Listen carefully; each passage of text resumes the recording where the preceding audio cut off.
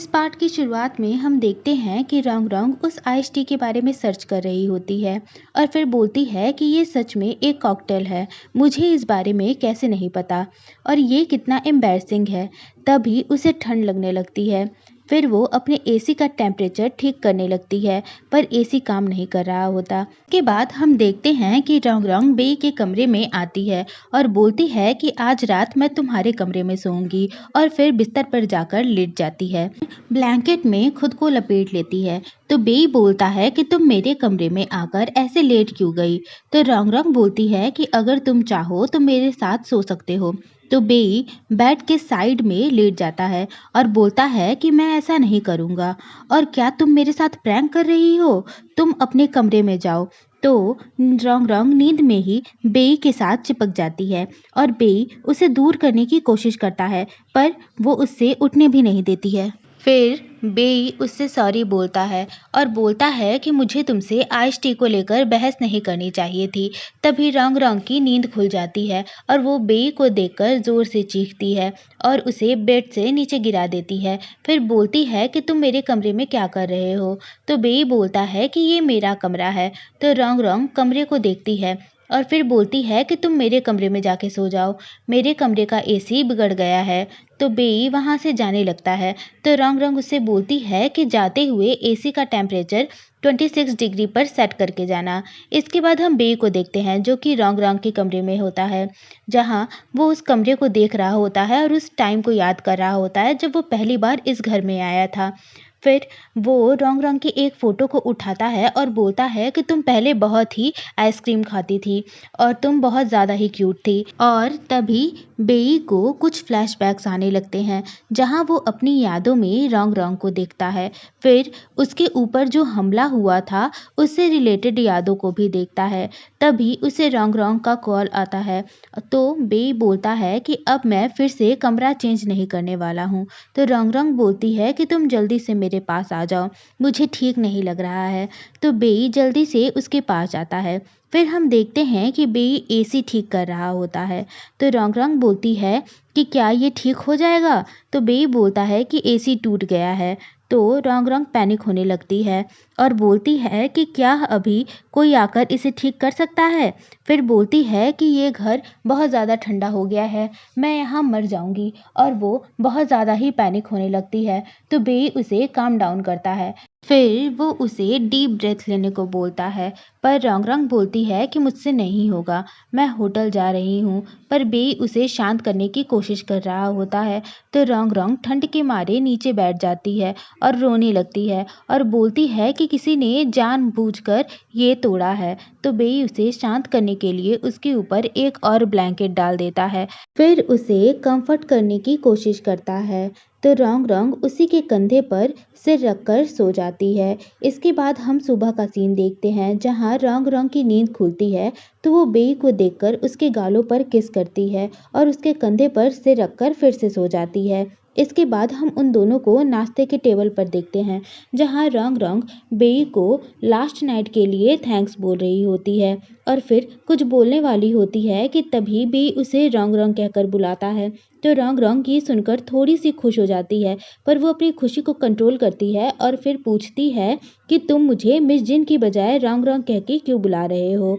तो बेई बोलता है क्योंकि तुम्हें मिस जिन सुनना पसंद नहीं है, इसलिए आज से मैं तुम्हें रंग रंग कह के ही बुलाऊंगा।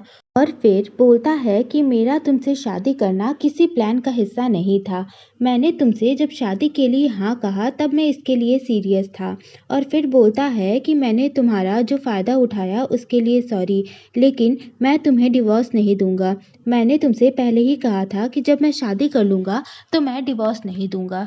फिर वो उसका हाथ पकड़कर बोलता है कि मैं तुम्हारे साथ अपनी पूरी लाइफ खुशी के साथ रहना चाहता हूँ। तो रंग रंग उससे अपना हाथ छोड़ने के लिए बोलती है और फिर कमरे में भाग जाती है और बोलती है कि मैं इसके बारे में सोचूंगी।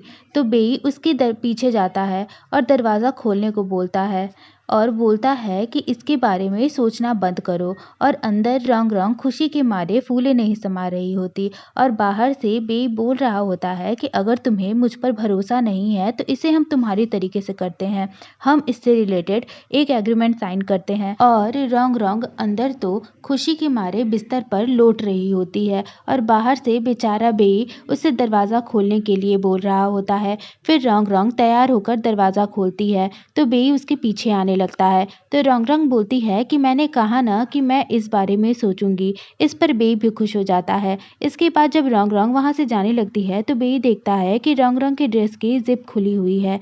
तो वो उसे आवाज़ देकर रुकता है और फिर उसके ड्रेस की जिप बंद करने लगता है। तो रॉन्ग रॉन्ग उसे किस करने के लिए अपने लिप्स को आगे करती है तो बे भी उसे किस करता है और फिर रॉन्ग रॉन्ग से रात का मिलने को बोलकर वहाँ से चली जाती है। इसके बाद बी को क्यूबी का कॉल आता है पर वो दोनों यहाँ पर क्या बात करते हैं ये नहीं दिखाया जाता।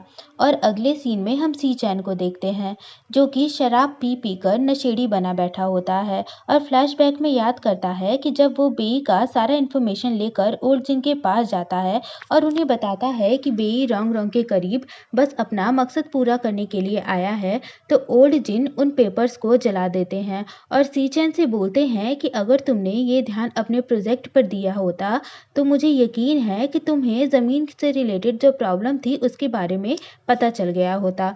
और फिर बोलते हैं कि मैं मानता हूँ कि बी रॉन्ग रॉन्ग के करीब टेढ़े मकसद को लेकर आया था पर उसने कभी भी जिन फैमिली के खिलाफ कोई काम नहीं किया है और वैसे भी वो दोनों शादी कर चुके हैं तो उन्हें अपनी प्रॉब्लम्स को खुद हैंडल करने दो और तुम बे के सीनियर हो तो बे ने जो किया उसके लिए उसे माफ़ कर दो। और इसके बाद वो वहाँ से चले जाते हैं और ये सारी बातें सोचकर सी चैन और ज़्यादा ड्रिंक कर रहा होता है और बोलता है कि मैं कंपनी की चाहे कितनी भी परवाह क्यों ना कर लूँ पर मुझे एक आउटसाइडर की तरह ही देखा जाता है। तभी हम देखते हैं कि उस बार में जिंजिंग आती है तो वहाँ का जो बारटेंडर होता है वो उसे देखकर बोलता है कि मिस लियांग आप आ गई। तो जिंजिंग उसे बोलती है कि मैंने तुमसे कितनी बार कहा है कि मुझे मिस लियांग कह के मत बुलाया करो। और फिर जब वो आगे जाती है तो वो वहाँ पर सी चैन को देखती है तो वो उसके पास जाकर पूछती है कि तुम इतना ज़्यादा ड्रिंक क्यों कर रहे हो। तो सी चैन उसे नशे में बोलता है कि मैं जब भी तुम्हें देखता हूँ तब मेरी किस्मत खराब हो जाती है। तो इस पर जिंजिंग बोलती है कि ठीक है मैं यहाँ से चलती हूँ और वो जाने के लिए जैसे ही पीछे घूमती है उसके बाल सी चैन के चेहरे पर जा लगते हैं जिसकी वजह से सी चैन बेहोश होकर उसी के ऊपर गिर जाता है और जिंजिंग को उसे वैसे ही वहाँ से ले जाना पड़ता है। और जाते हुए वही बारटेंडर जिंजिंग से बोलता है कि मिस लियांग आप जा रही हैं। तो ऐसी हालत में भी जिंजिंग उससे बोलती है कि मैंने तुमसे कितनी बार कहा है कि मुझे मिस लियांग कह के मत बुलाओ। इसके बाद हम क्यूबी और बे को देखते हैं जहाँ क्यूबी बे को बता रहा होता है कि 5 साल पहले किसी ने रॉन्ग रॉन्ग को रिफर ट्रक में बंद कर दिया था और वो ट्रक आइसक्रीम डिलीवर करने वाला ट्रक था और उस ट्रक का टेम्परेचर बहुत ज़्यादा कम था इसीलिए रॉन्ग रॉन्ग टेम्परेचर को लेकर इतनी ज़्यादा सेंसिटिव है। तो बे बोलता है कि ये किसने किया था।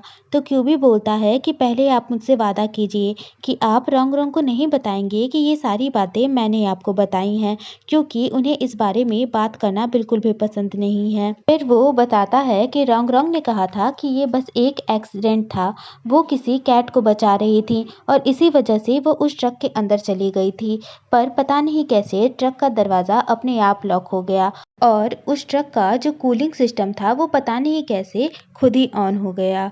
और अगर उस दिन रॉन्ग रॉन्ग को सी चैन ने नहीं ढूंढा होता तो उस दिन कुछ भी हो सकता था।